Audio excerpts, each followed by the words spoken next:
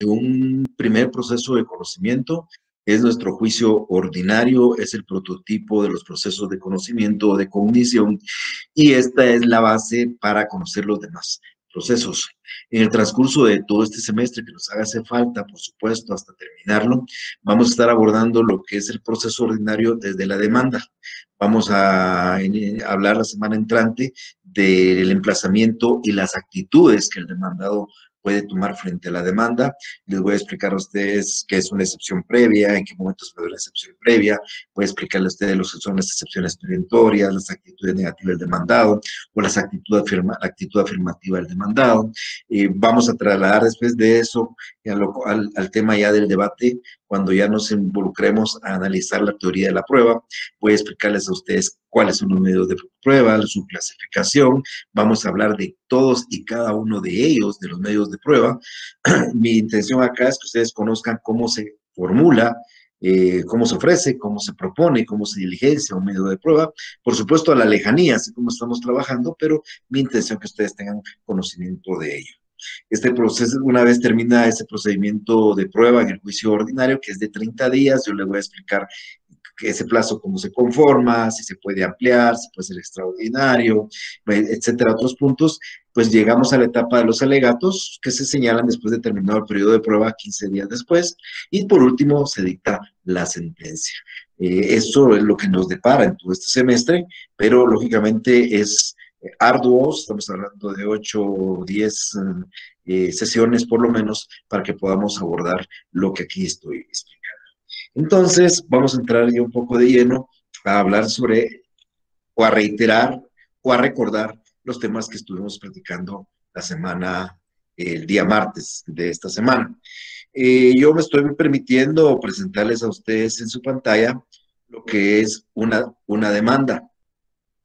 Yo les decía en su oportunidad de que la demanda debe cumplir ciertos requisitos, es un presupuesto procesal de validez, que hagamos una demanda, que la demanda es un proyecto de sentencia y por consiguiente normalmente nosotros incluimos hechos, derecho y pretensiones dentro de la demanda. También les he dicho que el objeto de la discusión la vamos a enmarcar nosotros en esta circunstancia, en este momento, cuando nosotros presentamos la demanda, le notificamos al demandado y el demandado se defiende. En el caso de que el demandado se defienda y manifieste o involucre algunos otros hechos, pues los hechos tanto de la demanda como los hechos del demandado, más las pruebas del actor, las pruebas del demandado, las pretensiones del actor y las pretensiones del demandado, es lo que va a ser objeto de la discusión y objeto del debate. El día martes yo les daba una explicación que nuestra demanda normalmente se fundamenta en el artículo 61 y el 106. Me gustaría que ustedes tuvieran a la mano su código procesal y comencemos a analizar el artículo 61. En la clase del día martes igualmente yo les mencionaba cuáles eran las partes de esta demanda y como les decía, yo quiero que hoy ustedes la traten de ir corroborando con lo que yo he tratado de explicar. Estoy dándole ingreso a algunas personas, por eso es el cambio de la pantalla, disculpen por eso, pero les voy a rogar a la próxima que traten de ser más puntuales para que podamos no estar haciendo los cambios, ¿verdad?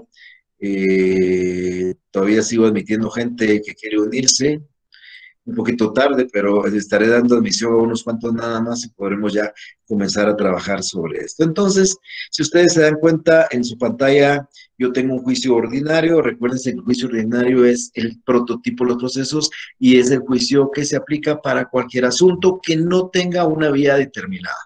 En el transcurso del otro semestre, ustedes van a analizar dos juicios distintos al ordinario, que es el oral y el sumario, y estos, el oral y el sumario, tienen materias específicas, pero lo que no se tramita en juicio sumario, lo que no se tramita en juicio oral, entonces lógicamente se aplica el juicio ordinario. Lo que quiero explicar es que el juicio ordinario es el proceso que se aplica para todas las controversias donde el juez tiene que declarar un derecho, salvo aquellas que tengan un trámite especial en un juicio oral o un trámite especial en un juicio sumario. Esta práctica que acabo de poner yo se denomina, o es, mejor dicho, un juicio ordinario de declaratoria de obligación de pago de venta de vehículo. La realidad es de que esto es en general ustedes van a ver la relación de hechos, pero es una persona que compra un vehículo, da un dinero de anticipo, luego paga el vehículo, pero queda pendiente un pago. Entrega el vehículo, entrega el título de propiedad, le dan una parte a esa persona, pero le queda pendiente una cantidad determinada. No hay ningún documento para acreditar esto, el monto lógicamente es un monto mayor a la menor cuantía, por consiguiente es un juicio ordinario, porque si hubiera sido un monto menor de 50,000 quetzales en la capital, ustedes saben que debe haber sido pues de paz. Por consiguiente, el primer requisito que yo les explicaba en la clase anterior era que debemos de dirigirnos a un juez competente. En el caso muy concreto en particular, el juez competente ha sido el juez de primera instancia civil del departamento de Guatemala. Recuérdense que aquí en los juzgados civiles hay 15 juzgados civiles. Nosotros dirigimos a un juez de primera instancia civil y hay un centro que distribuye las demandas. Puede ser que nos toque el primero, el segundo, el tercero, el cuarto, etcétera, hasta el 15. Los 15 tienen la mismísima competencia, por supuesto, que se ha dividido en 15 juzgados por la cantidad de trabajo y por lo que hay. Entonces, el primer elemento, el primer requisito es señalar, como decía yo, el tribunal al que nos dirigimos. Y como lo he puesto, acá estoy señalando en verde, estamos dirigiéndonos al señor juez de primera instancia del ramo civil del departamento de Guatemala. Igualmente, la ley nos pide a nosotros que nosotros indiquemos algunas características. Yo quiero que ustedes recuerden esto, y esto va a ser parte del éxito en sus demandas. Lo que a nosotros nos piden realmente es como personas, lo que nos piden en el proceso, en la demanda, son nuestras aptitudes, o mejor dicho, los atributos. El de la personalidad, el hecho de ser nosotros personas, la ley dice que tenemos ciertos atributos. Por ejemplo, la ley dice que tenemos como atributo el nombre. Nosotros tenemos que colocar el nombre y es el nombre completo, no es un nombre y un apellido, el nombre exacto que nosotros tenemos. A mí me conocen como Mario Gordillo, pero me tengo que identificar como Mario Estuardo Gordillo Galindo, salvo que yo tuviera otros nombres, o utilizar otros nombres, los cuales podrían hacer constar ahí, pero debería estar acreditado documentalmente que tengo o utilizo estos nombres. Entonces, me piden mi nombre, recuérdense que el nombre es un atributo de la persona, y luego del nombre, pues comienzan a preguntar que son atributos de la persona, la capacidad. ¿Cómo se determina la capacidad de ejercicio? ¿Cómo sabemos que una persona es capaz para ejercer por sí mismo derechos y obligaciones sabiendo que tiene más de 18 años? La persona que aquí comparece tiene 56 años de edad. Eso le da una pauta al juez de que no es una persona menor de edad y que por consiguiente puede ejercer por sí mismo esta acción.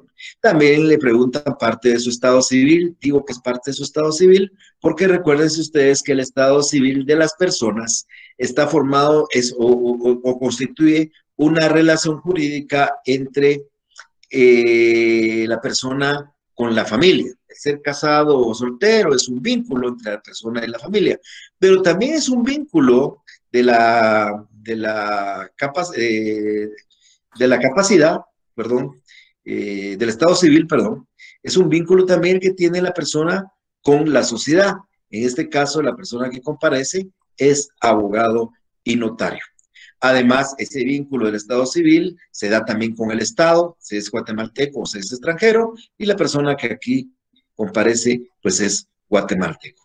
Y decía y discutía en la última sesión de clases con ustedes que también hay que indicar el domicilio, que no lo confundamos con la residencia, por favor. Este es un grave error. No puedo poner con residencia en tal y poner la dirección, o con residencia en el municipio tal. El domicilio es la circunscripción departamental. Acá se pudo haber redactado por parte del compareciente, pudo haber puesto de este domicilio, como aquí se colocó, o pudo haber puesto con domicilio en el departamento de Guatemala. ¿Por qué coloca de este domicilio? Porque el juez que está conociendo es del departamento de Guatemala. Entonces, él de este domicilio es domiciliado en el departamento de Guatemala. Entonces, nos piden el nombre, la edad, el estado civil, el profesión oficio, que es parte del estado civil, la nacionalidad y el domicilio. Estamos hablando de 1, 2, 3, 4, 5, 6 elementos o atributos de la personalidad. El único atributo de la personalidad que no incluimos acá y que el Código Civil reconoce como atributo es el patrimonio de cada persona. Entonces, con esto nosotros cumplimos con una primera parte de la, valga redundancia, parte introductoria de la demanda. Nos dirigimos a un juez competente por el nombre solicitante, su edad, estado civil, profesión, oficio y nacionalidad, y hasta ahí vamos hoy. Esta forma o técnica que estoy poniendo en la pantalla no es la técnica que hablamos el día martes, porque el día martes yo de una vez se los hice de corrido para que ustedes comenzaran a entender. Pero aquí, si ustedes se dan cuenta, tratamos de ser un poco ordenados. Le ponemos respetuosamente ante usted comparezco y expongo. Y entonces cumplo con el requisito de lugar para recibir notificaciones y del auxilio profesional.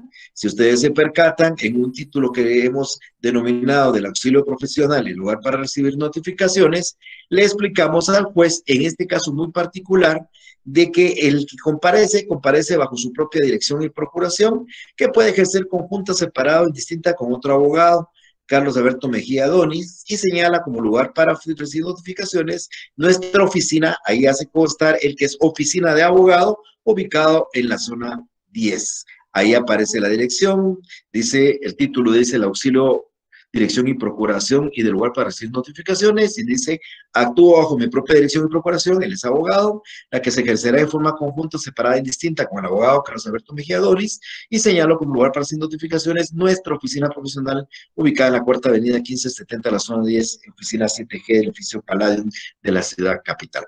De tal manera, y cumplimos con otro de los requisitos que mencionaba el artículo 61, que es el de señalar un lugar para recibir notificaciones. Les vuelvo a recordar, les recuerdo lo que hablamos el día martes, que el lugar para recibir notificaciones en la capital es un perímetro de la zona 1, pero cuando es una oficina de un abogado puede ser fuera del perímetro de la zona 1. En este caso muy concreto es la oficina de un abogado y por ende se ha podido señalar la zona 10. El mismo artículo 61 nos pide a nosotros que señalemos el nombre de la persona contra la que hay que ejercer un derecho y su residencia. Si ustedes leen, este requisito lo cumplimos en esta otra parte de la, del memorial que estoy tratando de explicar, cuando dice objeto de la comparecencia.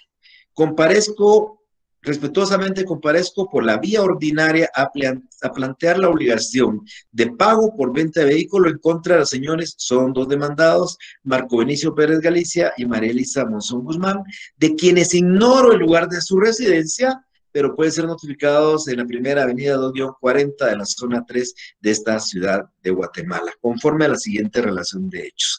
Esta parte, estimados amigos, es la parte introductoria del memorial.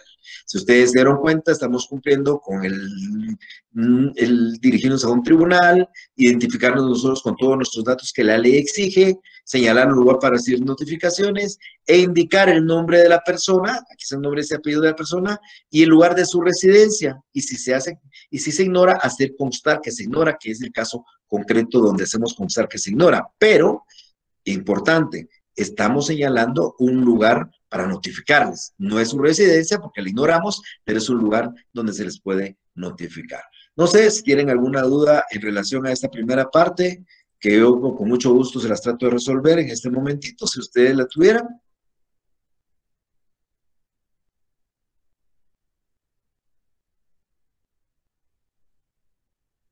Bueno, ahora el artículo 61 también nosotros nos habla de una relación de hechos. Si ustedes se dan cuenta, aquí empezamos ya nosotros con los hechos.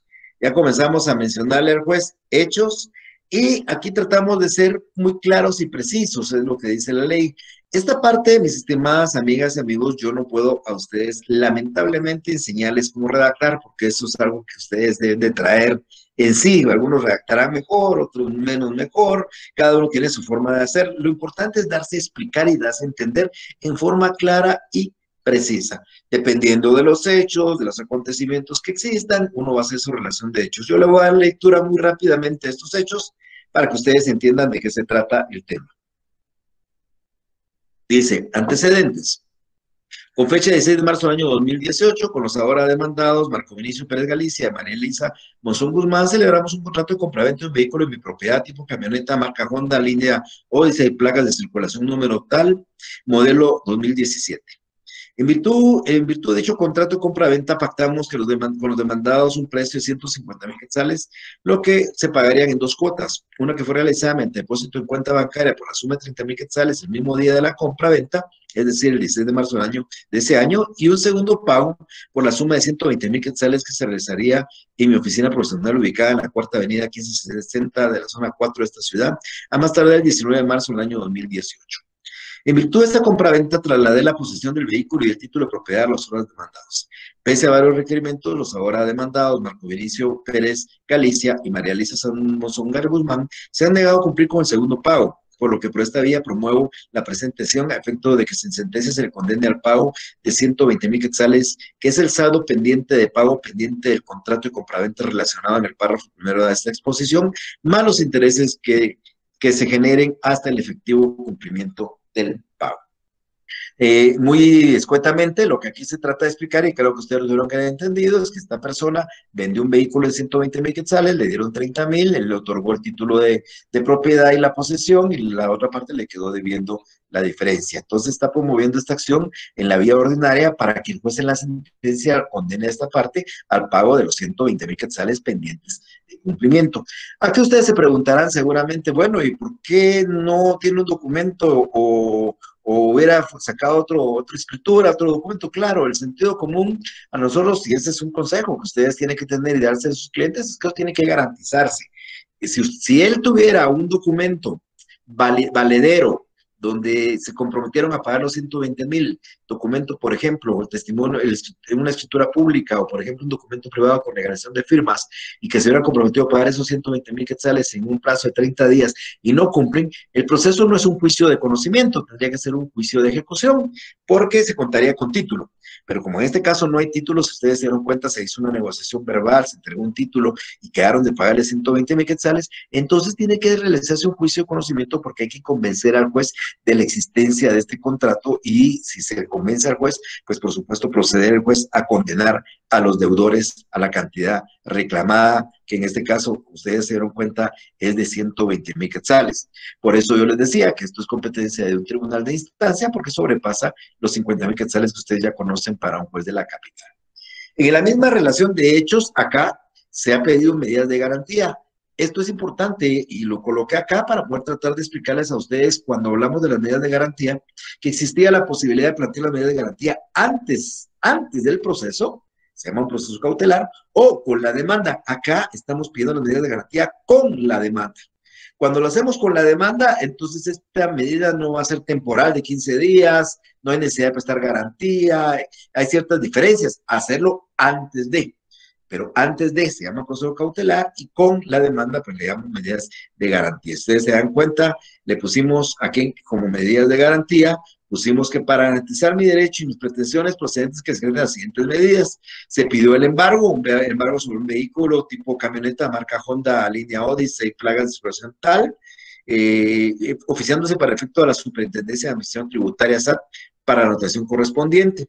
Además, pedimos el embargo de cuentas de depósitos monetarios y de ahorro de los demandados, porque por supuesto si tienen dinero ahí podría estar los 120,000 quetzales que se adeudan, y pedimos el arraigo sobre uno de los demandados para que no se ausente de la República sin dejar un apoderado. O sea, en la relación de hechos le estamos indicando al juez que necesitamos, para garantizar resultas del derecho y las pretensiones, para garantizar esas resultas, pues que se decreten, como les decía, 3 medidas de garantía: un embargo sobre un vehículo, el embargo sobre las cuentas y el arraigo.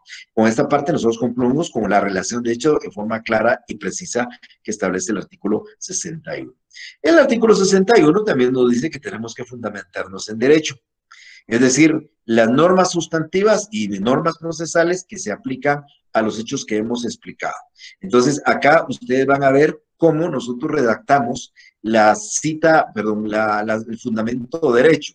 Y aquí les voy a explicar que pueden haber varias formas de hacerlo. Aquí pusimos, establece el artículo 1790 del Código Civil que por el contrato de compra-venta el vendedor transfiere la propiedad de una cosa y se compromete a entregarla, y el comprador se obliga a pagar el precio.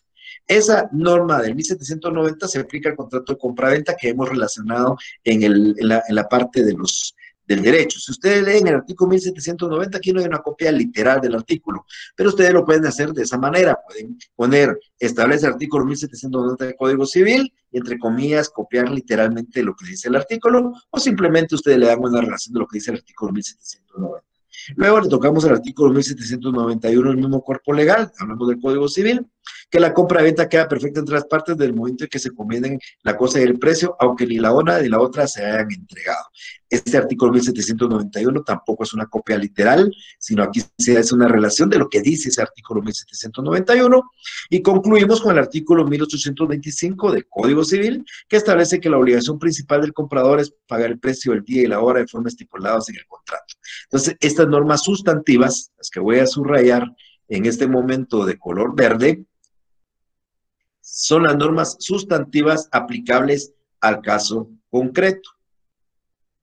Pero también nosotros en el fundamento de derecho señalamos normas adjetivas o normas procesales. Si ustedes se dan cuenta, yo termino con esto diciendo, por su parte, el Código Procesal Civil y Mercantil, el artículo 96, establece que contienda no tenga señalada tramitación especial en este código, se meterá en juicio ordinario.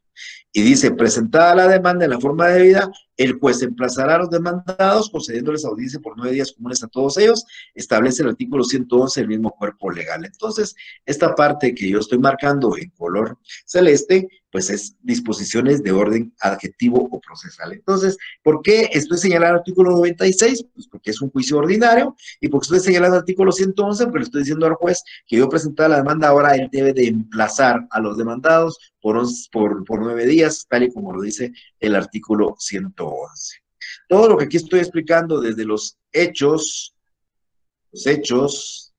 el derecho, y en este momento los medios de prueba son parte del cuerpo de la demanda o del escrito inicial.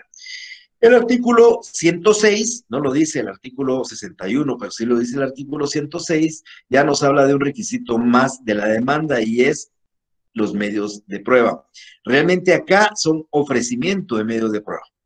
Este apartado debería llamarse más ofrecimiento de medios de prueba, pero se entiende desde el momento que ustedes lo ponen de que hay un apartado de medios de prueba.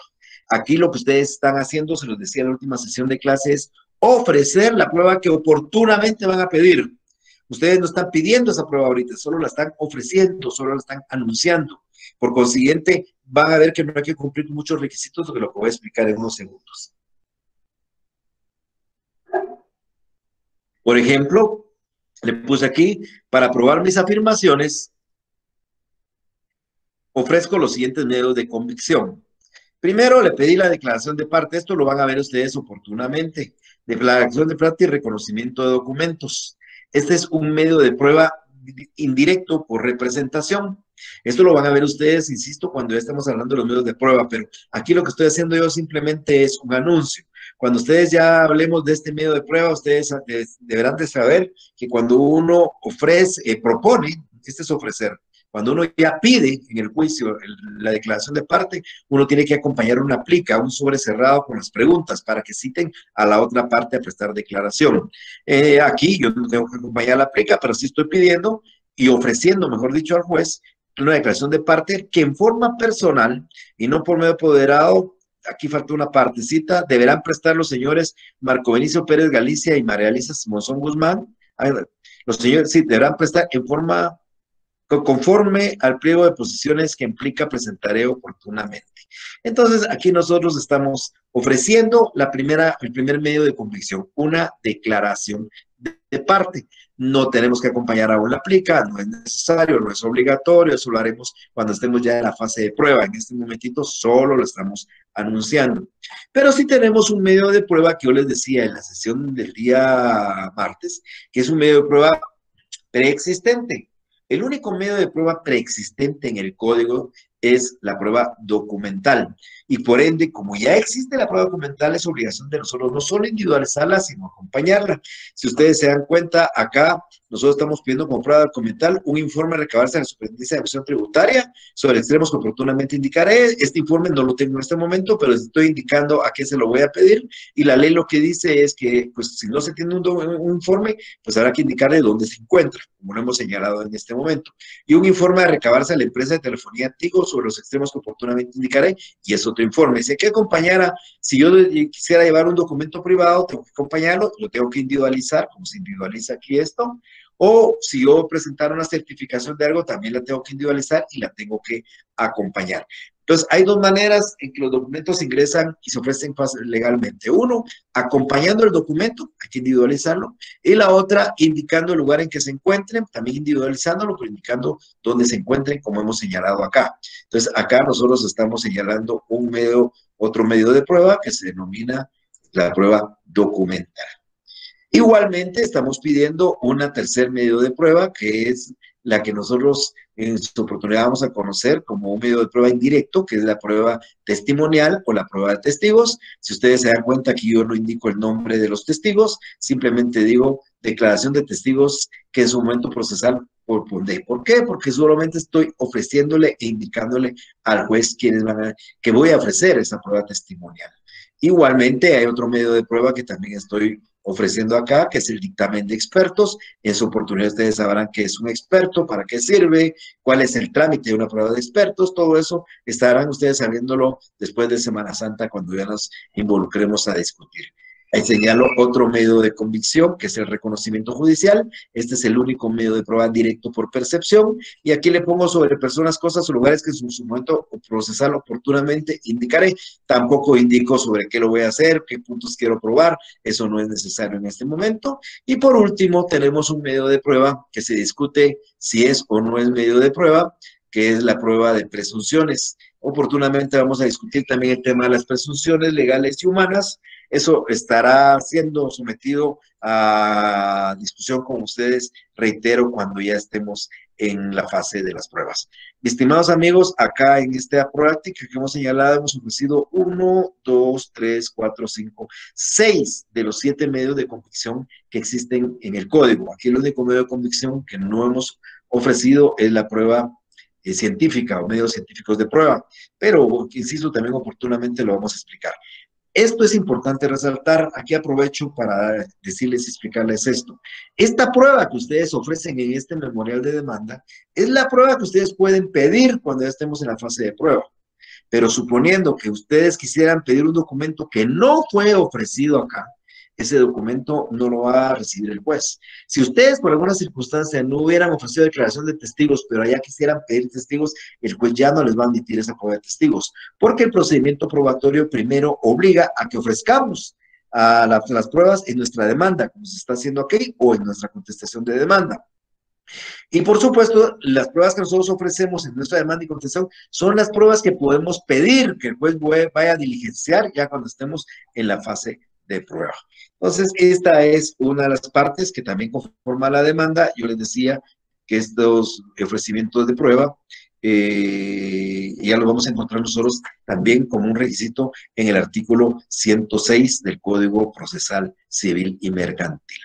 Por último, en el tema del cuerpo de la demanda, pues les decía a ustedes que habían peticiones. Estas peticiones, estimadas amigas y amigos, las dividimos en dos.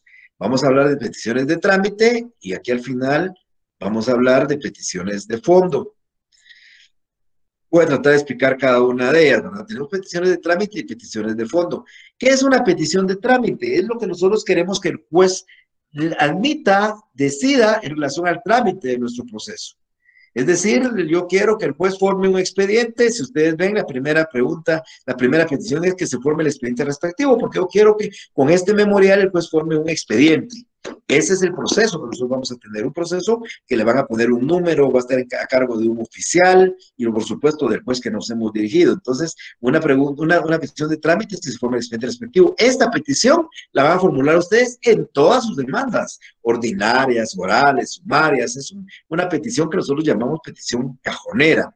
Luego le hacemos una segunda petición que se admita para su trámite en la vía ordinaria la declaratoria de obligación de pago por venta de vehículo que promuevo en contra de los señores Marco Benicio Pérez Galicia, y María Elisa Monzón Guzmán. Entonces le estoy pidiendo al juez, además que forme un expediente que admita para su trámite la demanda. Esto es una cuestión de trámite. Luego le formulo otra petición. Vamos a cortar esto.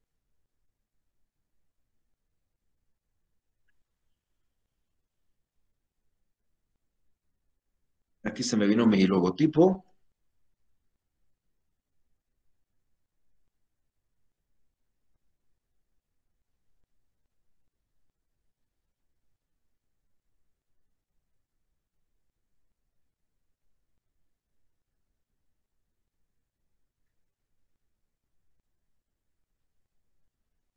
Perdón que se haya venido el logotipo de mi oficina, pero lo vamos a cortar.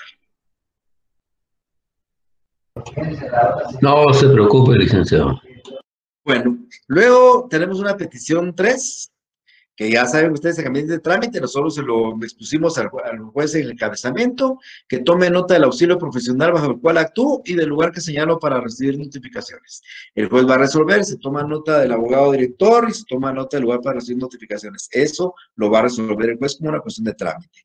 Luego le pido que se tengan por ofrecido los medios de prueba indicados en el apartado respectivo. Les recuerdo que acá lo que nosotros hacemos es ofrecer la prueba.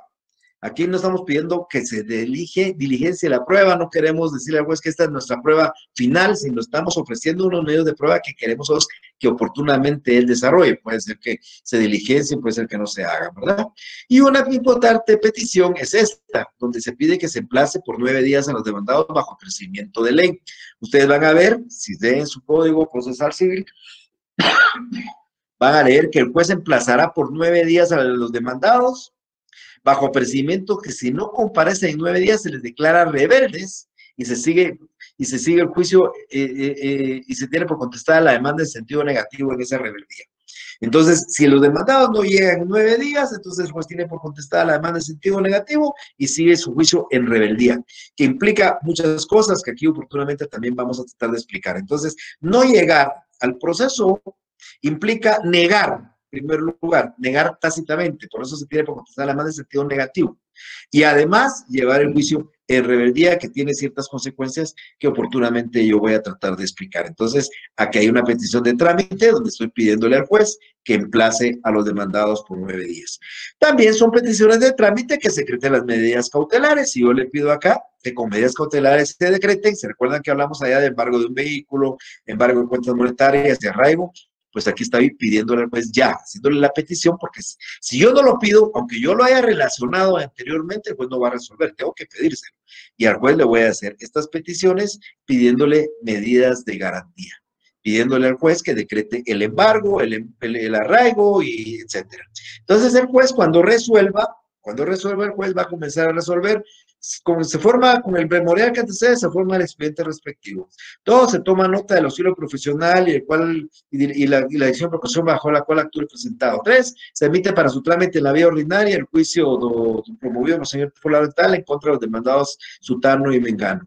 4, se tienen por ofrecido los medios de prueba. 5, se emplaza a los demandados por 9 días, bajo percibimiento de que si no comparecen en ese plazo, se declarará, se tendrá que contestar la demanda en sentido negativo y seguirá el juicio en su rebeldía. 6, se decretan las medidas cautelares de embargo sobre tal y tal cosa, liberando su oficio respectivo, embargo sobre las cuentas monetarias del señor fundamental, liberándose oficio a los bancos del sistema, y arraigo al señor fundamental, liberándose oficio a la Dirección General de Arraigos. Entonces, cumplimos con estos aspectos. En una clase, oportunamente, cuando hablamos del arraigo, si ustedes recordarán, yo les decía que el arraigo había que leer la ley de arraigos. Esa ley de arraigos es el decreto de 1771 que ustedes tienen al final de su código. Si ustedes recordaran o lo leyeron, como se había pedido, es un requisito en la ley de arraigos indicar los datos generales de identificación de la persona arraigada.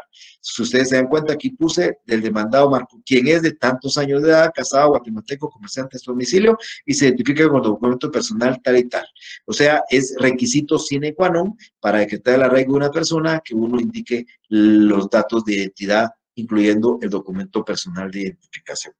Y la petición de fondo, pues es la petición que nosotros queremos que se dicte en sentencia. Cuando el juez resuelva en la primera resolución sobre esta petición, va a resolver lo siguiente: En cuanto a lo demás solicitado, se tiene presente para su oportunidad. O sea, esto es para una oportunidad futura, pero hay que pedirlo de una vez en su demanda, porque esta es típicamente la pretensión principal. Esto es lo que nosotros queremos principalmente que el juez resuelva. Si ustedes se dan cuenta, dice que llegado al momento procesal oportuno, se dicte sentencia declarando con lugar la demanda ordinaria declaratoria de obligación de pago por venta de vehículo promovida por Jorge Alberto Monzón García en contra del señor Marco Vinicio Pérez Galicia y María Elisa Monzón Guzmán. Y en consecuencia, B, se condenen a los señores Marco Vinicio Pérez Galicia y María Elisa Monzón Guzmán a pagar la suma de 120,000 quetzales que deben al señor Jorge Alberto Monzón García por la compra del vehículo tipo camioneta marca Honda línea Odyssey, placa de circulación número tal, modelo 2017, pago que deberá realizarse en tu tercer día encontrarse firme el fallo. Y C, se condene a los señores Marco Vinicio Pérez Galicia y María Elisa Monzón Guzmán al pago de los intereses legales que se causen hasta el hasta que se haga efectivo el pago. Y D, se condena en costas a los señores Marco Vinicio Pérez Galicia y María Elisa Monzón Guzmán. Estas peticiones, mis estimados amigos, son las peticiones que el juez va a resolver meses después de esto, pero que hay que hacerlas en la demanda porque esta es nuestra pretensión principal. ¿Cuál? Que se le condene a pagar 120,000 quetzales, que es lo que le deben a nuestro cliente por la compra del vehículo, que se le condene a pagar los intereses de esos 120,000 quetzales y que se le condene también al pago de las costas procesales. Con esta parte de estas peticiones de fondo, termina la parte del cuerpo de la demanda. Es decir, el cuerpo de la demanda, ya les decía a usted, está integrada por los hechos, fundamento de derecho, ofrecimiento de pruebas y petición. Y por último, en nuestro memorial de demanda viene la cita de la ley como cierre. Este cierre ya también se los explicaba a ustedes la clase anterior, el cierre son cita de leyes de normas complementarias a esto. Acá yo le puse, me fundo los artículos citados y si ustedes comienzan a analizar cada una de estas normas, aquí por ejemplo se refiere a la función del secretario, aquí se refiere a documentos, este 66 se refiere a las notificaciones, igual que 67 y 69. Este 79 se refiere a señalar lugar dentro del perímetro de la población. El 106 son los requisitos de esta solicitud, igual que el 61 que por aquí debe estar, que es este. El 111 es el tema del emplazamiento, por el 112, 113 y 123 son del juicio ordinario. El 123, 127 ya se refieren a pruebas. Todo eso es desde el 123 hasta el 180, 94, 95 son pruebas. Este 523 y 526 son las costas procesales del Código Civil. Y le agrego dos artículos más del Código, del 1190 al 1843 del Código Civil, que son todos los relativos a la compraventa del Código Civil. Entonces, nosotros hacemos un complemento de aquel fundamento de derecho que aparece en el escrito inicial con esta cita de leyes, que son simplemente los artículos complementarios del asunto tanto sustantivo como procesal que nos compete. Acá estoy acompañando copias, es necesario que en cada escrito, en todos los escritos, se indique el número de copias que se acompañan. Acá estoy acompañando 3, ustedes me dirán por qué 3, ya sabrán que sí, perdón, ya sabrán por qué. Recuérdense ustedes que aquí hay 2 demandados. Entonces hay que acompañar 2 copias, una para cada uno, pero además hay que acompañar una copia para el tribunal. Entonces yo acompaño 3 copias porque una es para el demandado Marco Vinicio Pérez, la otra copia es para la demandada María Elisa Monzón y la tercera copia es para el tribunal. Si ustedes tienen 5 demandados, acompañan 6 copias. Tienen 10 demandados, acompañan 11 copias. Tienen 15 demandados, acompañan 16 copias. Termino el memorial con el lugar y la fecha. Aquí pusimos Guatemala 19 de abril de 2020, esa es una demanda del año pasado, que se la coloca de 2020 para que entiendan, y aquí por mí y en mi propio auxilio. ¿Y por qué por mí y mi propio auxilio? Porque recuérdense que el actor es abogado y por ende está firmando por él mismo y en su propio auxilio. Si al final de cuentas él no fuera abogado o va a firmar otra persona por él, tendríamos que poner de esta manera a ruego del presentado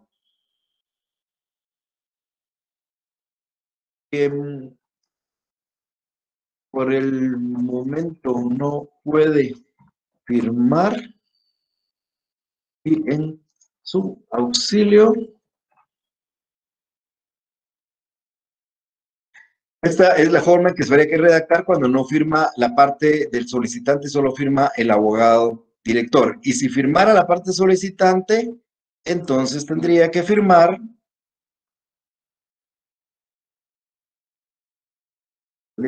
acá y vendría la firma del abogado precedida de la palabra en su auxilio, que él es el abogado auxiliante. Firma del abogado con, por supuesto, su sello profesional.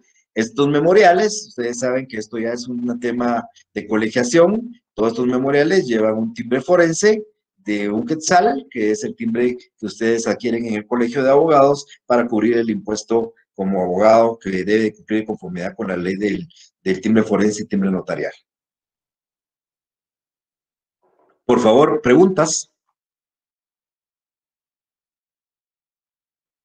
Hemos concluido la exposición. Ahora les toca a ustedes si tienen dudas o algunas inquietudes para poderse resolver. Licenciado, buena tarde. Buenas tardes, don Luis. Mucho gusto saludarle. Igualmente. El caso está bastante claro. Ahora a mí se me ocurre si esta persona no pudo haber hecho un reconocimiento de deuda inicialmente para poder plantearlo en esta demanda.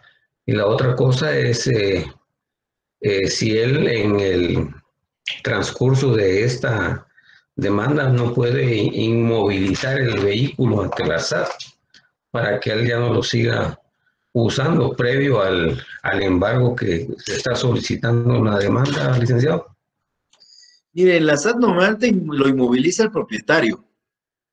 El propietario puede movilizar su vehículo, pero este vehículo ya tenía título de propiedad y por consiguiente ya estaba a nombre de otra persona. No la puede movilizar, por eso se pide el embargo. ¿Por qué no hizo tal o cual cosa, don Luis? Eso es un asunto que ya no es muy difícil salirse de algo. Es decir, si yo soy el abogado de esta persona, le hubiera dicho, mire, usted vende el vehículo, pero haga un documento, un reconocimiento de deuda. Y con ese reconocimiento de deuda nos tenemos que obrar un juicio ordinario, claro. Pero a su oficina llega alguien que ya hizo las cosas y ya las hizo y las hizo mal. Entonces usted tiene que buscarle la alternativa para ayudarle. En este caso muy concreto, las gentes dieron el vehículo de muy buena fe, quedaron de que pagarle 120,000 quetzales, no hicieron ningún documento y entonces estamos tratando de probar en un juicio que efectivamente se dio el dinero, se dio el vehículo y no dieron el dinero, y si se prueba eso, pues va a condenar a pagar los 120,000 quetzales, ¿verdad? Pero todo eso se pudo haber ahorrado si hubiera hecho un documento bien hecho de reconocimiento de esa deuda de 120,000, por supuesto, se hubiera ahorrado mucho tiempo, dinero y enojos.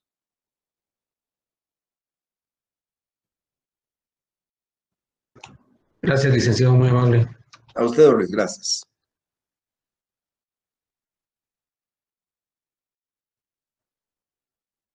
¿Tienen alguna pregunta más?